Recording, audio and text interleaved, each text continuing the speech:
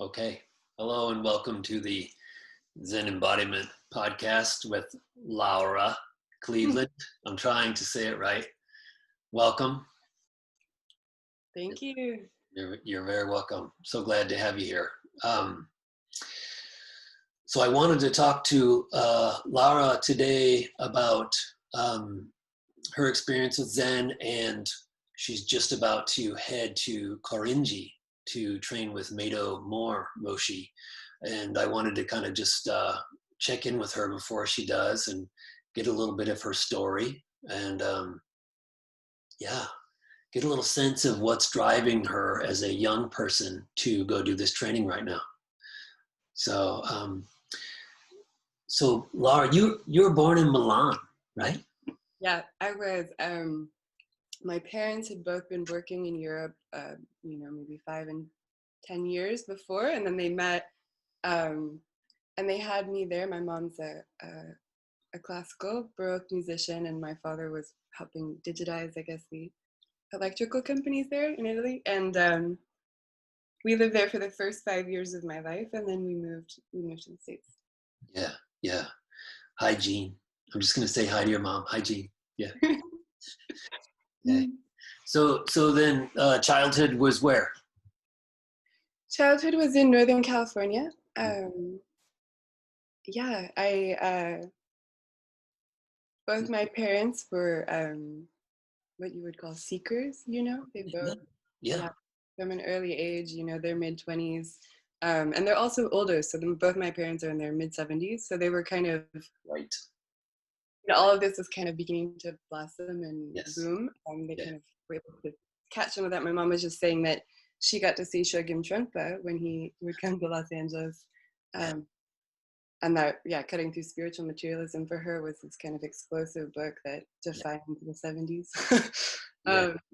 Yes. Okay, so you went to St. John's, right? And I went to St. John's, right. Okay, that's a serious school.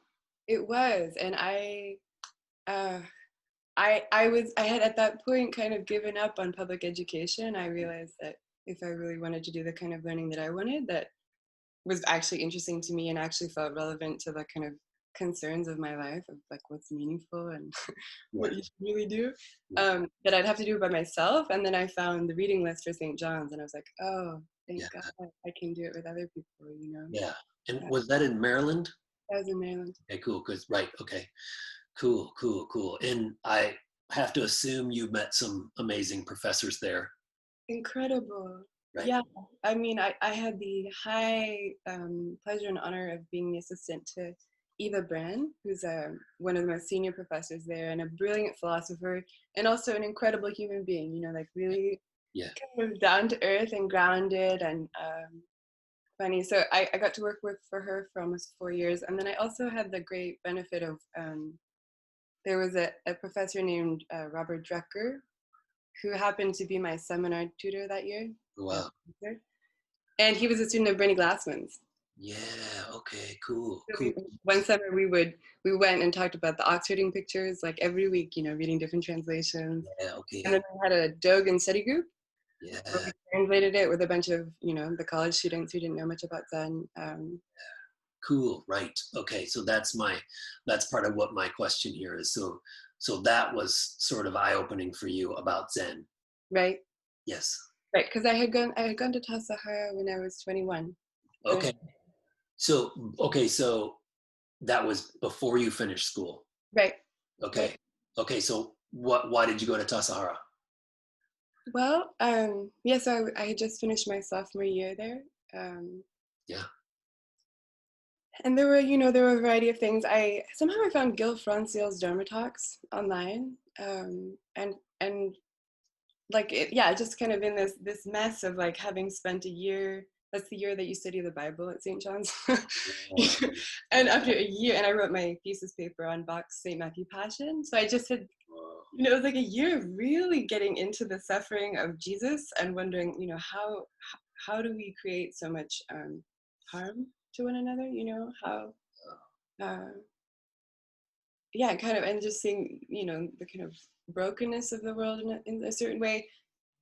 all of that led to this kind of confusion of like, okay, so I love philosophy, I love literature, but how do you live it out? You know, in this moment where I'm kind of overtaken by grief, it just seems so excruciatingly painful to kind of to Yeah. be immersed in this realm, and I don't feel in myself.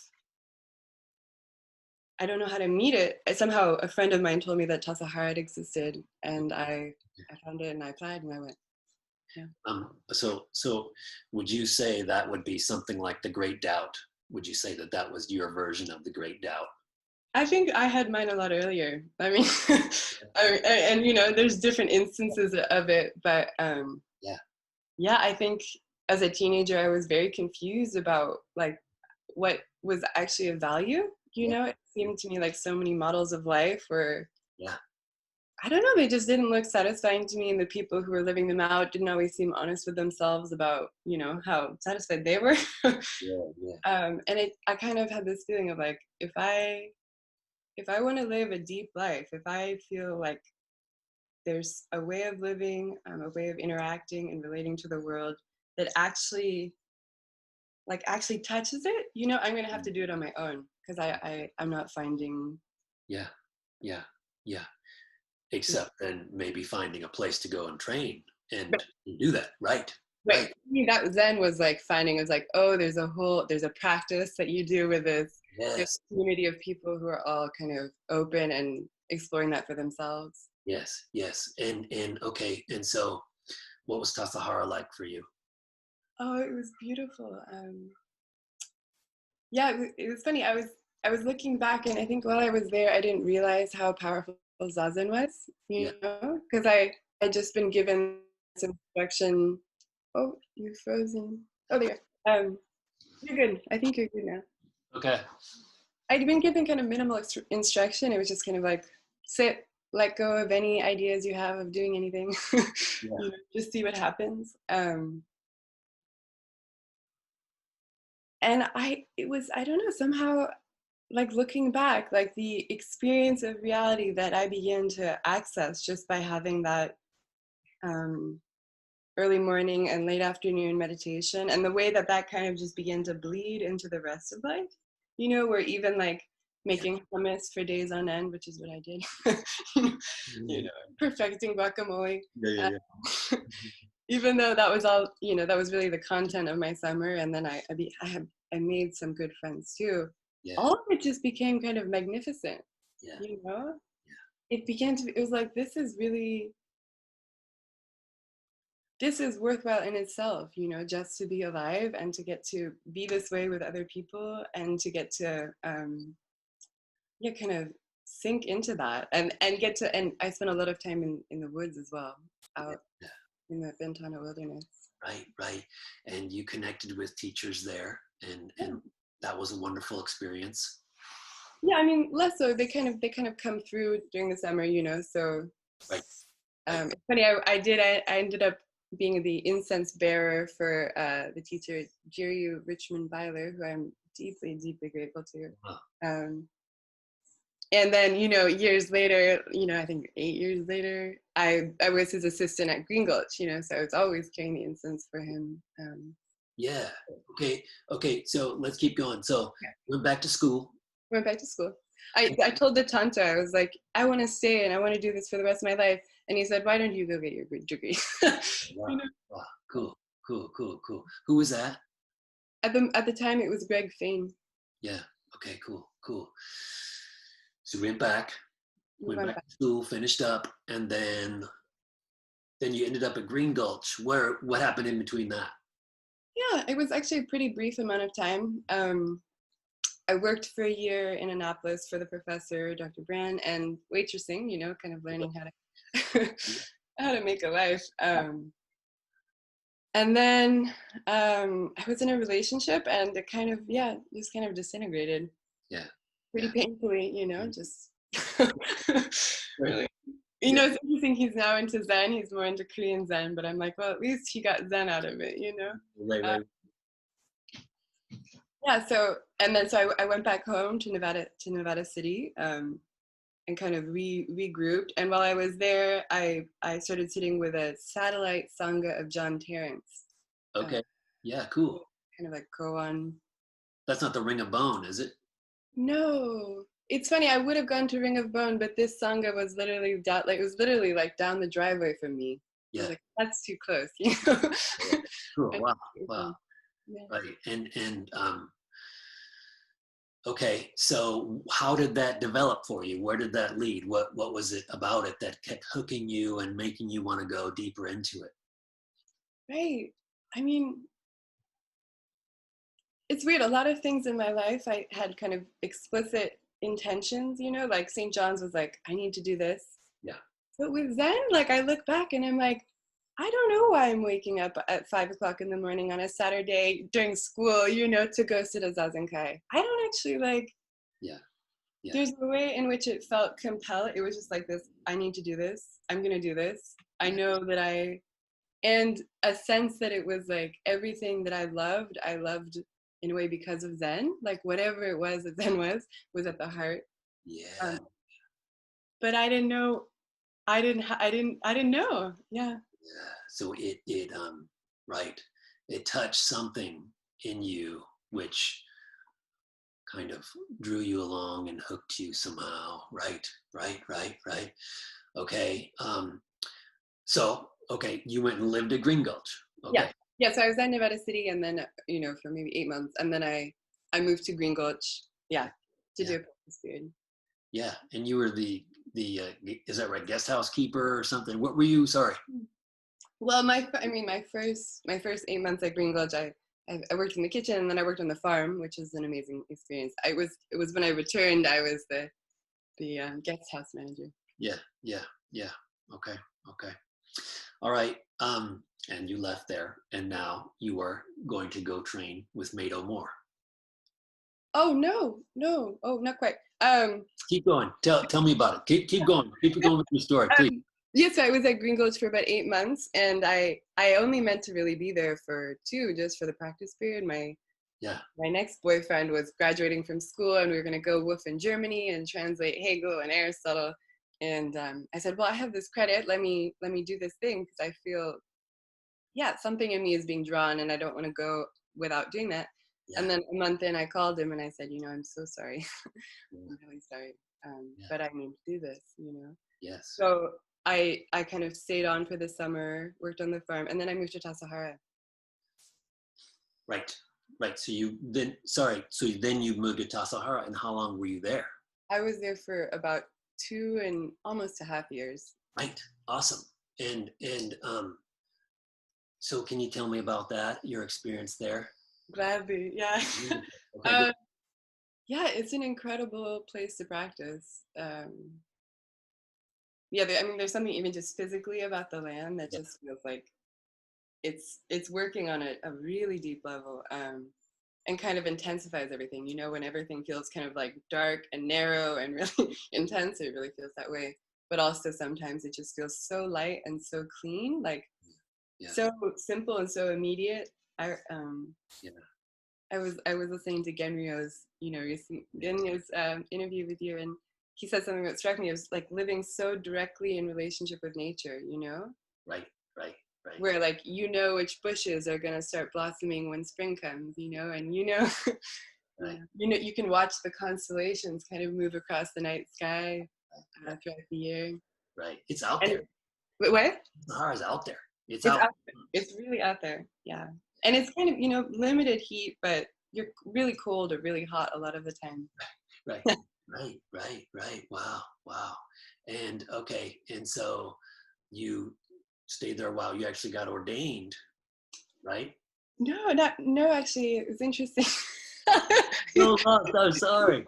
No, it's okay. I don't think we've ever talked about like we've had wonderful conversations and so many amazing Qigong classes. Oh, thanks. Cool. I don't think I've ever told you my story. So. No, well, good, please. Yeah, I didn't ordain actually. I felt I didn't even lay ordain, take Jukai, which, you know, a lot of people do quite quickly. Okay. But I kind of had this sense that it was really, for some reason, it felt like I really, yeah, for me, I knew that it was going to be like a part of the process for me of asking for priest ordination. That was really what I felt called to, like pretty pretty quickly into my time at Zen Center. Was the sense like I want to do this for my whole life, you know, and I'll even kind of give up my own personal sense of identity or freedom in a way, you know, that yeah. I feel willing to kind of take on that role, even though it's such a horrible role in a way, you know. It's so it's such a yeah. You receive so many projections, and you know there's so much scrutiny of your life that it's really a yeah. I think Maida Moroshi said it beautifully, but it's really like an act of saying that you're in service to everyone for the rest of your life. You know? Right. Yes. Wow. So I didn't. I was just a monk.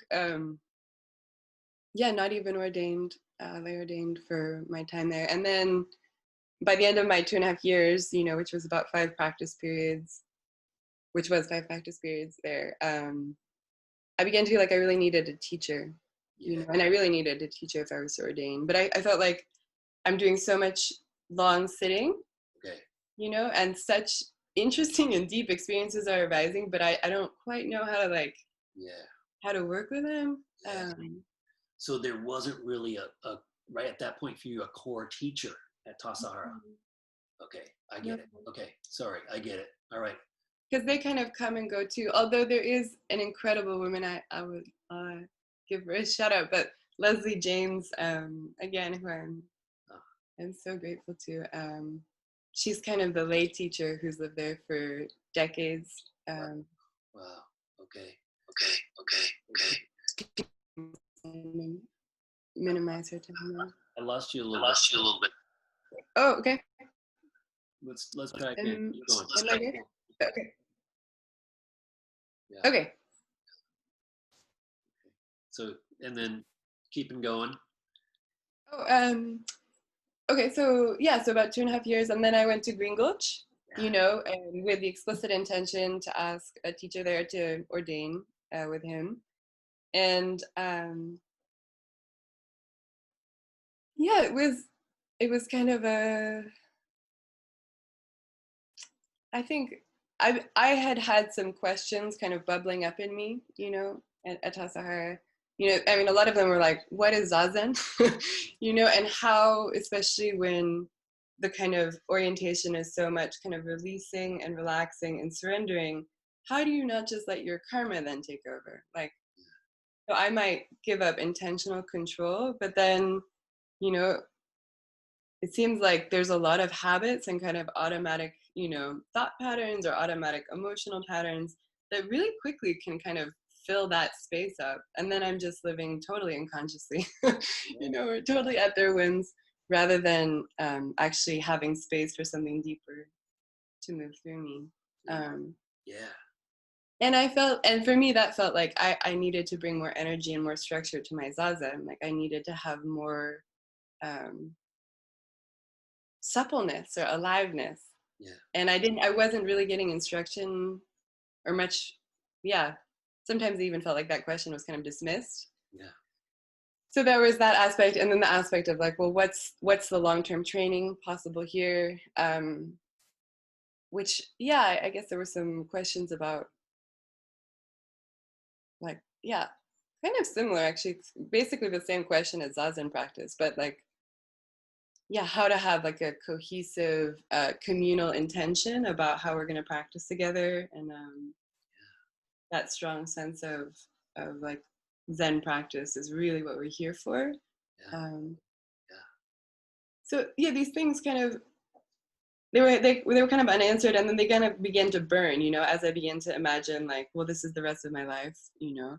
And you know what it was, I found your blog. I think I found your blog January of last year, and I can't tell, I would just start crying. I remember just sitting on my bed at Green Gulch, just like weeping, because I felt like finally someone was talking about the things that drew me to Zen, you know, and that I had kind of begun to question, and I was like, maybe this is just all my, you know. Right. Yeah. Wow. So what in particular was articulated or whatever? I'd love to hear that. That's really interesting. Yeah, let me try. You know, it's hard. Oh Yeah. no.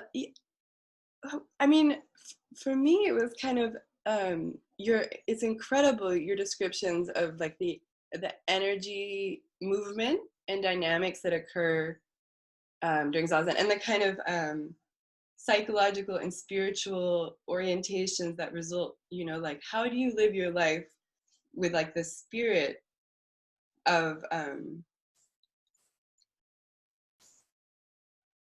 zazen? I mean, I don't. Yeah, it's hard to say. So Yes.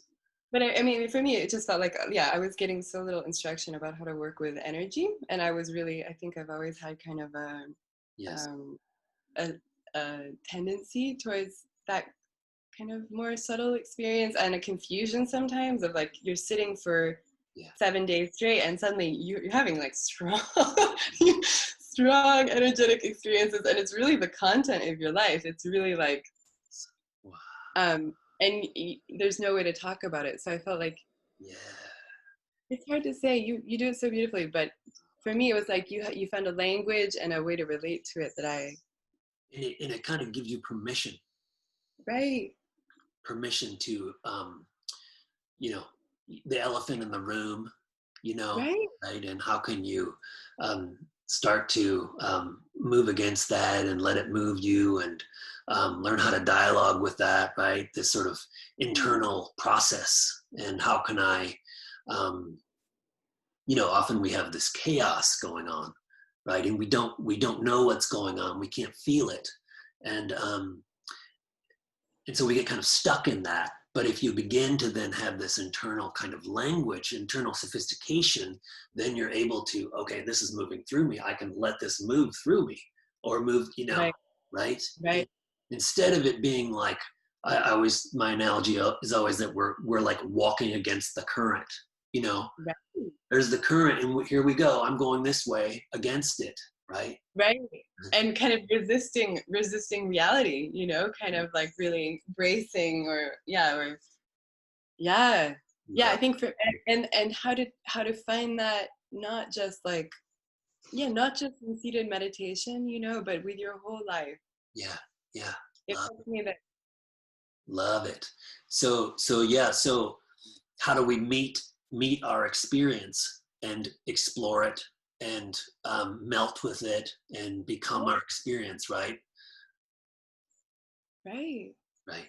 And Right. and the sense of somehow of like, I mean, this is a moment where I feel a little hesitant or something, but a sense like the sense of awe or of reverence or of deep gratitude that comes out of that, you know, where it's somehow then it's like a simple any simple experience has like not only does it have the depth and the kind of like Yeah. um sustaining like life to it, you know, where but it also I mean for me what I hope is to find a way to like yeah to of like of gratitude and of reverence and a desire to like to care, you know, to Yeah.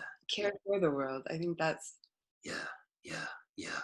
And I think we become these vectors. We become these mediums for this life energy, and at first it's sort of, we're just being moved around by it. And then eventually we're able to share that and have it help people, you know, exactly yes, right, exactly. right, right. And even just to give just if you I mean which I feel like you do so frequently, Claire, that you know like when like our classes are so amazing because you know during quarantine you know there'd be somehow there was always activity even though we were doing nothing, you know. I mean, more so for people with children, but I was doing nothing, and somehow I'd always, you know, I'd get to class, log on, and just continuously to have access to a much deeper realm, you know. To just I felt like your classes were this door, and every time I opened the door, everything would kind of sink and settle, and I would feel my own life so much more deeply. So Yeah. and I Wow. think that's healing for you know for Yes. me and for everyone, and Yes. more of us are operating from that level, the Yes. I think the more peace you know there'll be in the world. Yes. Yes. I mean, feeling connected, Feeling connected, to right? to ourselves, to the universe, to others. Yeah, I mean, Right, right, feeling deeply. I feel like it's like grace.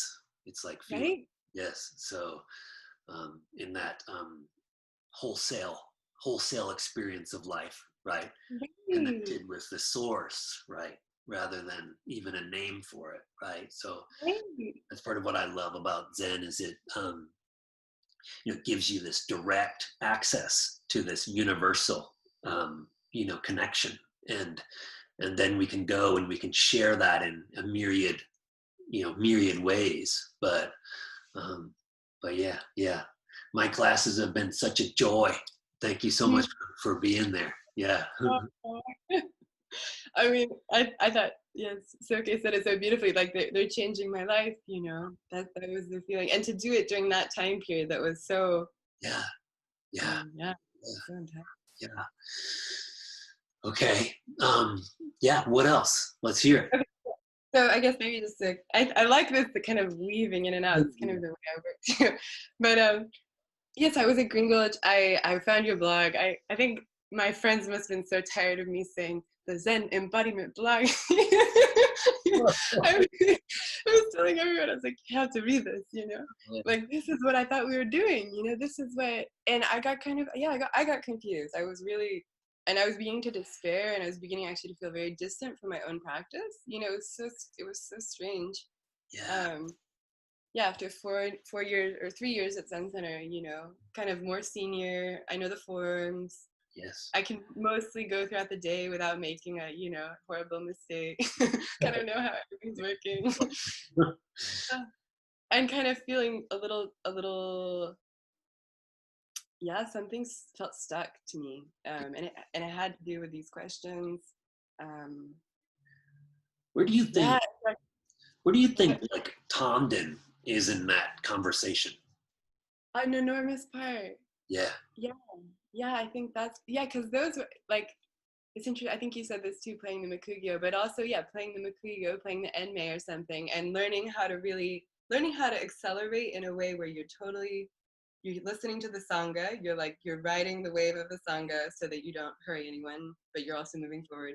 And and like working with your own body to kind of like smoothly Yeah. accelerate, Yeah.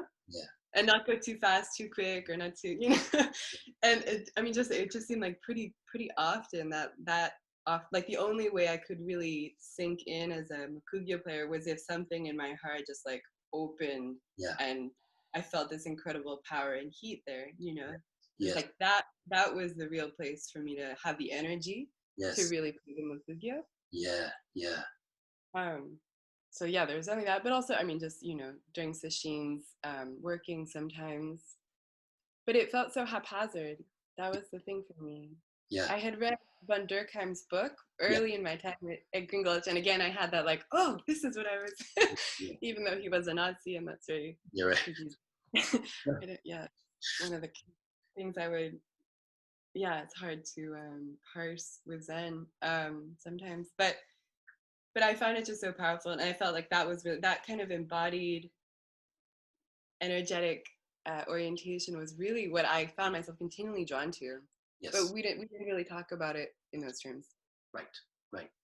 Right. And I think that the Tanden work, the lower Dantian work, is such a big part of the my training, and sort of central focus, and it sounds like that was something you weren't focusing much on, and that you were craving. Right, right, right. Very much so. And then I think after finding your blog, and a friend of mine, actually, I was gonna go to the February session, but um, it ended up not working. But I think I went in May, Yeah. and sat with Shotoho Roshi, and just that sense of like, just to watch him be, just to watch him walk up to the kitchen, at the end of the day, was like, it felt like it was like this total confirmation of everything that I had been looking for. Yeah. Yeah, and the sense, and then somehow sitting in the Zendo with all these kind of seasoned practitioners, you could really feel, you could really feel the energy. Yeah. And I kind of had like a glimpse of how to work with a Tanden, but not really deeply. Yeah. And I would say I haven't had continuous access to it since until I took your classes. Right. It feels to me like that's really been the avenue where that. Yeah. Yeah. It's a kind of tool to work with that, right? And Right. to something you could kind of always be working with, because they're pyrotechnics. Their energy becomes wild. It becomes, it's fleeting, but the Right. Tanden is this way to kind of work with it all the time, right? Right. So Even when I'm walking down the street, like almost late to work or something, I'd be like, oh, here it is, I hear, and if I connect to that, then all of a sudden I can even walk briskly and I don't feel like, yeah, yeah. yeah, wow, right, yeah. That interesting what Genro was saying about the punk show in the Zen. Isn't that fantastic? Yeah. Yeah. Well, and I think that I wanted Zen that was like that was kind of like fully alive, and kind of like, yeah, just really like totally there. And maybe that's not the mode you're in all the time, right? Maybe that's not, you modulate according to circumstances, but at least that was possible, and yeah, I guess I wasn't quite feeling that. So yeah, I said a sesshin with Shodo Radaroshi. Yeah, And then at the end of that year, I decided that kind of style of practice wasn't really right for where I was. yeah, I felt like it was kind of making me more stuck rather than making me more open. yeah. Right, And right. I knew I had set another session with him in September with Harada Rishi, and felt like, yeah, Rinzai. I mean, I really wanted to study with him, and I really wanted to study Rinzai. Yeah, yeah, yeah. Yeah, there's this aspect in Rinzai of this shikari, which means to like grasp with all of your being, and then there's also letting go, and both of them need to be there, Right. right? And some of us are better at shikari, grasping with all of our being, and we have to learn to, kind of let go. But I think that's something, sounds like that you're drawn to do some of that, to dive in with all of your being with full Right. right. Right. Yeah, And that feels like energizing and I like enjoyable, that's like that for me, it's like fully exerting, like fully feels to me really yeah, just alive and appealing. And I feel like I have kind of more lax tendencies naturally in a way, like I'm kind of spacier, kind of dreamier, and kind of struggled with kind of like an aloofness, kind of not in contact with life or kind of retreating. So for me, it actually felt really good to be like, no, just dive in, yeah, just yeah, yeah. Wow. um yeah, I feel like a lot of what Zen was for me and is for me is this getting yourself going 100% in one direction, and it's like we're scattered. We're going, two horses going forward, two going back, diagonal, all this stuff. And so we're going in all these directions. And I feel like my time at Sogenji was so much about, in zazen was so much about bringing that all into oneness. And that's what the Sosokan is born out of. And all that comes into oneness. And there you are, fully going in one direction, and I was so scattered in many ways before I went into training, and it, yeah. and, yeah, me, me too. I mean, still am. I feel, yeah. yeah, I feel, yeah. It's like I have experience in some ways, like sitting with life, kind of occurring, yeah, and really beautifully, during sessions, really having really beautiful experiences of feeling like deep acceptance, just this, and without a desire to change any of it, just saying like, this is the way it is, yeah, right? And I'm here. yeah, Um, yeah, yeah, yeah, but like, you know, it's like I think to be to be really beneficial in the world, like, yeah, I'd like to kind of harness my energy better. I'd like to develop skill. I'd like to cultivate Right. kind of more, yeah, concentration, and have that be the basis so that I can, so that I don't just kind of dissipate into, Yeah. Yeah. yeah. So okay. So what's your kind of, what's your goal with Zen? What's, you know what I mean? You're going and you feel compelled, and but what's the, you know, what's your hopes and dreams with Zen?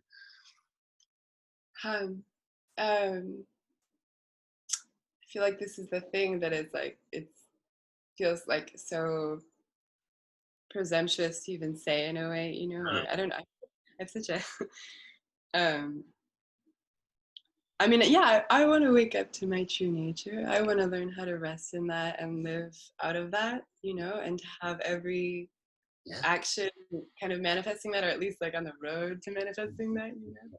Right. Um, Yeah. I Beautiful. want to have continuous access to that, like, yeah. Um, Beautiful. and that feels to me like there's nothing more. Yeah, there's nothing. I can't think of a single thing that feels more important. And, you know, in a way, it'd be very convenient Yeah. if I could think of another thing Right. that seemed important. But it really, yeah, Yeah. Yeah. Yeah. I know. I know.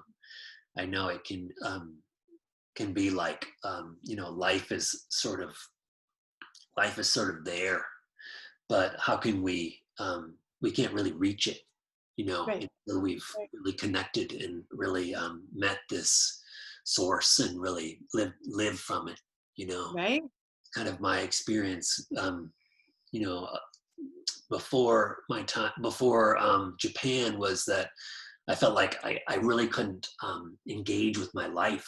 I was, you know, I felt it was far away in a way, right, you know, and how to, and this is part of my experience with training in the Mu koan, was all about how can I sort of climb through that entanglement and kind of reach this, you know, pure place and move from that. right. And that's a whole big process, a whole big, beautiful, sublime experience and process. Yeah, but yeah, I know exactly what I feel like. I know what you mean. Yeah, Yeah. yeah, Yeah, and the sense that anything else that I would want to do is like a roundabout way of doing that, you know? So it's like, well, I could become a philosophy professor, right. but I would, you know, I would be like, well, really, I'm just talking the words about it, you guys. You'd have to go, you know, you know, or I could become a psychologist, which would be, you know, helpful to people. But I'd also come to this moment where it'd be like, but really, like the bottom of this is, you know, Yeah, this other deeper yes, question about being a human being at all. yes, yes, yes. No, I love it. I love it. Yeah, I think that's, I'm the same as you in that way. Yeah, I know, that's what was so incredible about finding, yeah, just finding the blog, and even the Rinzai Zen Facebook discussion group. yeah, yeah, yeah, um, funny, those are also words that I say to my friends quite frequently now. yeah, But yeah. just such incredible conversation, and so many sincere practitioners that I felt so inspired Yeah, by, yeah. and Yes, the sense like of shared, yeah, shared intention and purpose, yes. and you know, disagreement sometimes, but Yeah, yeah, yeah, yeah, yeah. I really started, enjoy. there were a couple pages on Facebook that I started to make little comments a couple years ago, and I would write something, and then Mato would always say it better. Yeah. Like more articulate. He would say it better, which, you know, Well, he's pretty articulate. he's so articulate. I mean, that was the thing that I know. I had this experience with him where I was just like, wow, right. The same thing actually. It's like, I think I thought that. I had that opinion, but it was nowhere near as fleshed out or like, you know, articulate and like, you know, comprehensive as that. Yeah, But yeah, I'm so excited to get to go study with him and to train with him. Um, yeah, his book, The Rinzai Way, kind of floated around Tassajara one summer. You know, and all of us Soto students are kind of like, well, what are we doing, you guys? You know, I remember having a conversation with my boyfriend at the time, yeah, who had actually he joined Zen Center after I called him, he was the one I called and said, hey, I'm so sorry, I have to stay here. And so he got into Zen too. So there's, now he's at Tassajara. I hope he's right. Um, Right. but kind of we had a conversation. We're like, maybe we're Rinzai people, maybe maybe we're just in the wrong place. Yeah. But I appreciate both. I'm glad to have had the training that I did. Yes. Yes. Yes. Yeah, and I think you always talk about it really beautifully. This kind of this interplay between effort and activity, and then really kind of relaxing and getting out of the way. Yeah. My my life is actually pretty yin. I'm pretty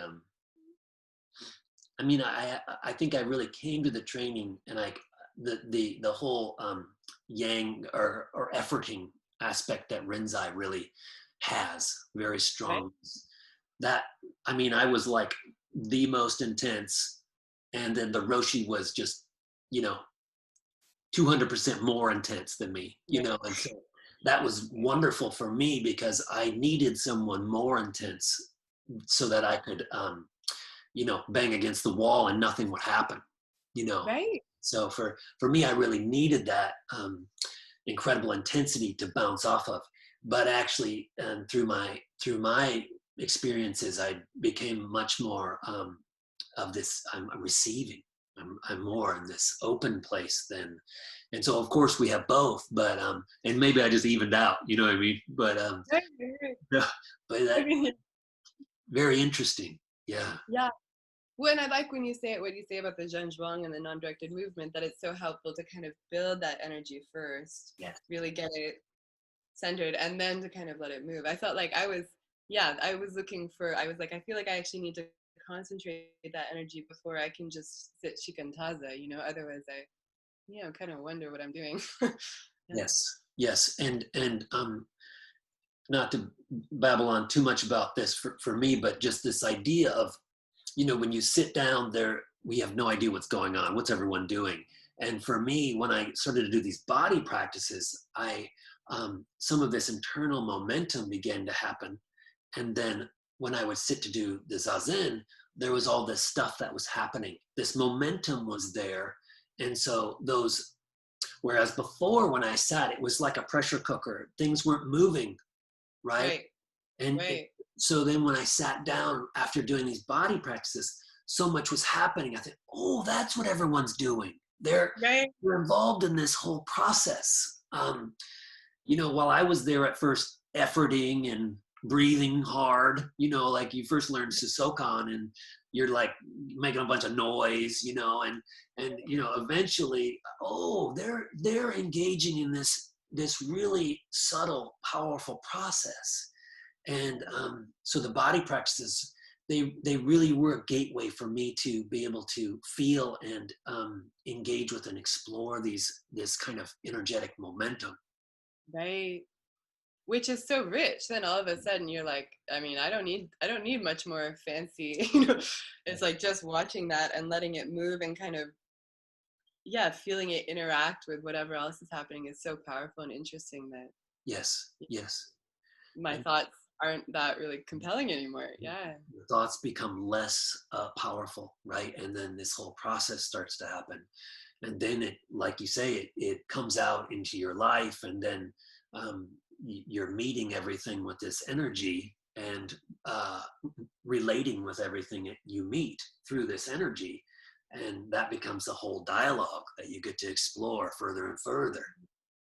And then it's like, and then it feels, it's like an experience of non-duality. It's not just like, things are not separate. It's like, no, like things aren't separate.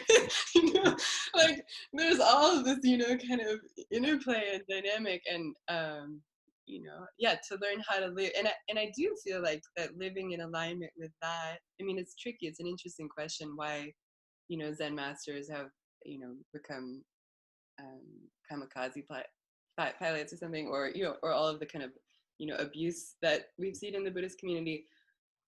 Even with that, I guess there is some part of me that still does trust that if you're living from that place, Yeah. at least the majority of your actions are going to be awakening, are going to be peaceful, are going to Yeah. bring real good to the world, you know? Yes. Yes. Yes. Yes. By being, just by meeting it in that way. Yeah. Yeah. Yes. Yes.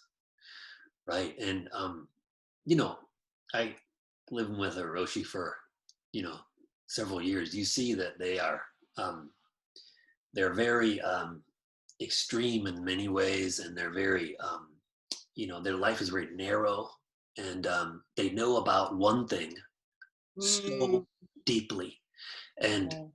you know, they don't necessarily know about other things, and they could be influenced in other ways, you know. But I always felt like, you know, I'm here to learn this very in-depth experience, and but I don't need to learn about biology from this person, you know. Right? Right. Right. And I don't expect them to know so much about biology. It's kind of unfair to Right. them, you know? I We get, mean, yes, we get a little confused. I think people go, well, that person, you know, was influenced into this political action, and you know, right. God, it's such a complicated, yeah. complicated, complicated. I don't expect them to know, but yeah, ethical. Yeah, I don't ethical acting. Like, well, actually, I know. maybe you should know some more about that. Maybe, yeah, but It's true. It's yeah, true. maybe that's a whole other conversation. No, it's true. You're right. You're right. No, it's tricky. It's Um, tricky. yeah, But I think having clear expectations will be like a key in like the health of future sanghas. Being like, yeah, just having this sense like your teacher is an awakened being. Yes, like please don't give up that faith, or if they're not, maybe find someone who is, you know, or maybe you don't need that, but however you feel. But don't give away everything, you know. Like remain somehow in contact with your own sense of moral uprightness. And be conscious that they might have some really big shadows and maybe even childhood wounds, you know, that haven't they're not quite so conscious of. So I think it'll be a real interesting way for the future of sanghas um, yes, to find without sacrificing faith. That's for me the big thing. Without sacrificing devotion and yeah, yeah, yeah, yeah, reverence, but clarity or something of yeah. yeah. Love it. Yep, you're right. I think I'm not worried about Zen. You're gonna keep going, and Oh, you're gonna keep going into it, and it's gonna true. The ship will true course. I think. yeah, if we can keep practice alive, that's what I think. If we have people who like, like you that are sharing these practices that are, so patient with us as we and so generous with your time, and like Nato Moroboshi too, like I mean, I'm amazed at how much he's willing to articulate and how much effort really. I It's know. like he shares so much. And it seems like, yeah, he's got endless energy. So Yes. I Yeah. think having people who are actually alive with practice, for whom it's really like Yes. Yes. Yes. um Yeah. it will be key. Well, so there's why would the 20-some-year-old healthy, you know, talented person, why would they, they're not in the zendos in America, right? And why not, and why should they be? Oh, I don't know where they are. I realize that most of the things I do, I'm accompanied by 75-year-olds. Like, wow, all the things I love, somehow I'm always the youngest one by quite a bit. I don't know. I don't know where they are. Yeah, yeah, yeah, I think, I think people will come around. It's interesting that yoga has gotten so popular and meditate, mindfulness. And I think at a certain point, people are going to say, wait a second, I actually don't feel comfortable extracting this practice out of its cultural context, which I keep thinking like, like with whole grains, yeah, it like the germ and the husk are all, maybe not the husk, I don't know the words, but like the rest of the grain is important, not just the yeah, um, yeah. internal Right. kernel or whatever. And so that religion's kind of similar. It's like, yeah, you can eat extracted wheat or something, but you're missing the whole thing, and it might not actually be that nutritious, Yeah. and you might be losing a lot of the really potent, Yeah. um,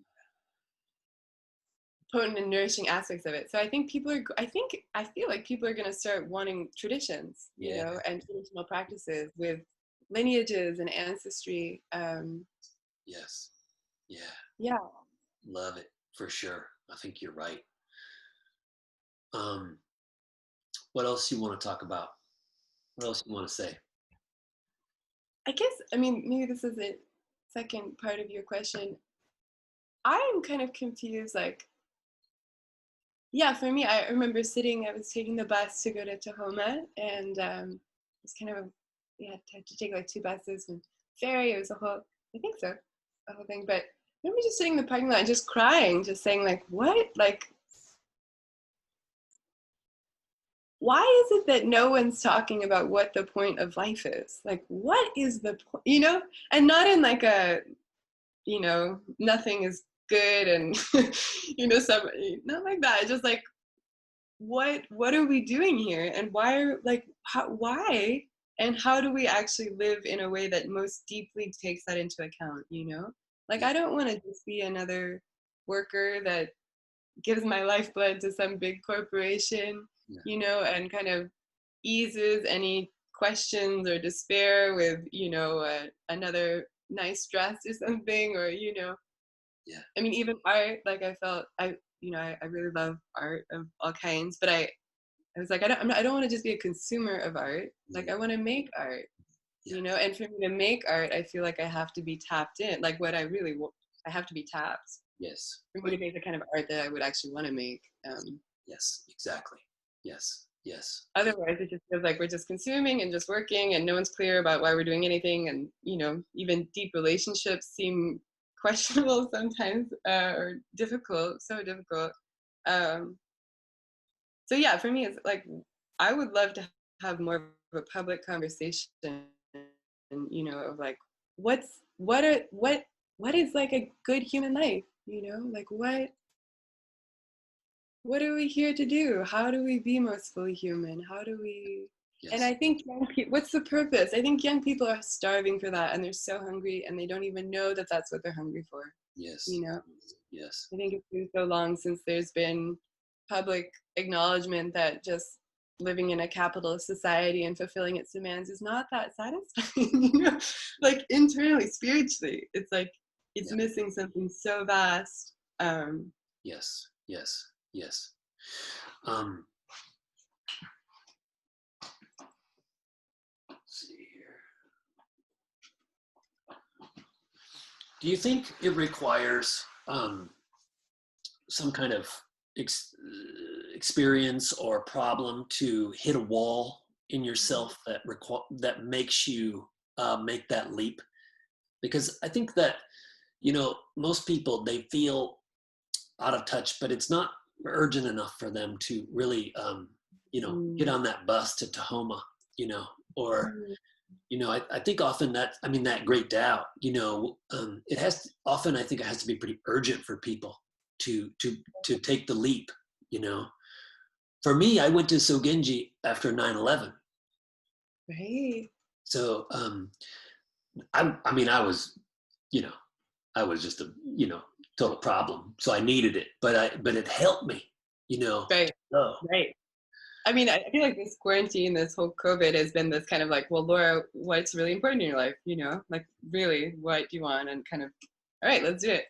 I think to your question, I kind of, I have this, I think that's often true. I think that's often true. Like, great, like people always mention that, Dogen Zenji's mother died when he was 9, and he had this moment watching the incense kind of mm, disappearing into and the moments like that, right, where life just confronts you in a way where you can't do your normal, tricks, your normal like ways of making everything better. You just can't say like, I just have to experience this. yeah, I think that's true, and it happens in a variety of ways. Sometimes it's like circumstance, and sometimes it's psychological, or sometimes it's like circumstantial.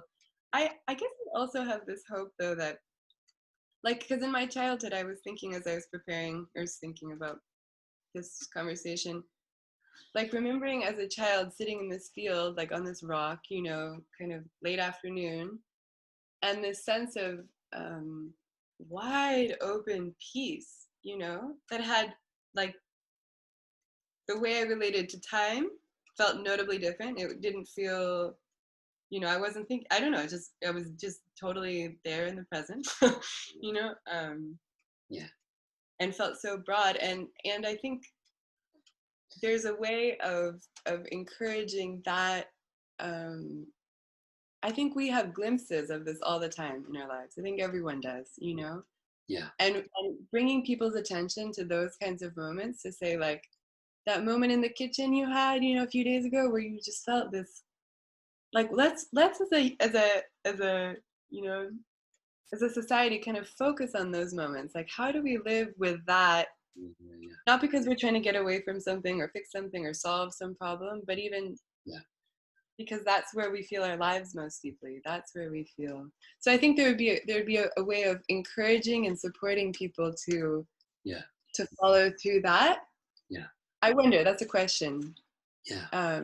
And then definitely the great doubt and the kind of life toppling over will always be a good motivation to practice.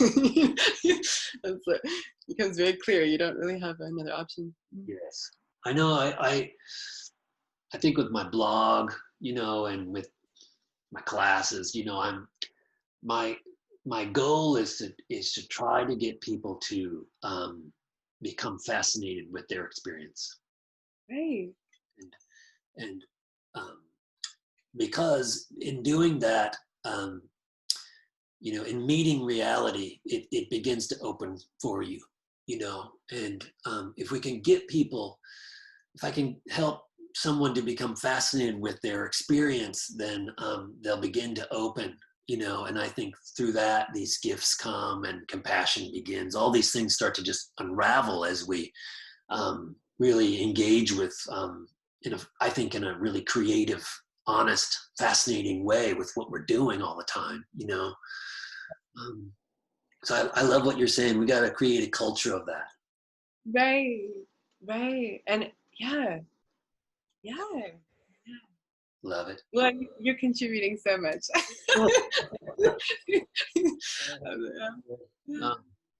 Yeah. Well, I don't know, but okay. Well, what else? Anything else you want to say? Final wise words. I don't know. I just had this impulse to say, like, yeah, if people are feeling called to go to monasteries and train intensively or to find their teachers, like, please go do it. You know, please, because I do feel this urgency for the next generation of practitioners to kind of emerge, and I'm wondering, where are you guys? You know, and how are we going to keep this really precious practice and tradition going? Yes. If people aren't, you know, some people don't just decide to kind of jump in. So yes, lovely. Good. Well, how about we end it there, if that's okay? That's good. Thank you so much for joining me. I learned a lot from you, and good luck at Korinji. Thank you. Awesome. And say hi to Mado and the whole crew there. They're all my buddies. All those people. They somehow I've become close with them. Well, maybe you can come visit someday too. I'm gonna come. Yeah, I'm gonna come. Yeah. Okay. All right. Well, safe travels and all that. And thank you so much. Thank you so much, Corey. Okay. All right. Okay. Okay. Bye-bye. Bye.